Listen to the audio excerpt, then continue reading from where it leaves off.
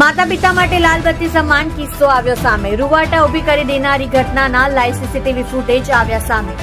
2 વર્ષનું માસૂમ બાળક 7મા માળેથી પટકાતા મોતને ભેટ્યું. પાલ વિસ્તારમાં શ્રીપદ સેલિબ્રેશન બિલ્ડિંગની ઘટના.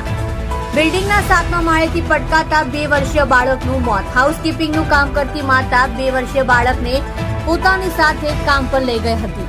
માતા કામ કરી રહી હતી તે દરમિયાન બાળક રમતા રમતા 7મા માળેથી નીચે પટકાયું. 2 વર્ષીય ભવ્ય બિલ્ડિંગના 7મા માળે દાદર પાસે રમી રહ્યો હતો. સિવિલના તબીબોએ બાળકને મૃત જાહેર કર્યો. હચમચાવી દેનારી આ ઘટના અન્ય માતા પિતા માટે ચેતવણી સમાન છે. પાલ પોલીસે અકસ્માતની ઘટનાને લઈ તપાસ હાથ ધરી. તમે જોઈ રહ્યા છો SD ન્યૂઝ ચેનલ ફેઝર શેખની સાથે.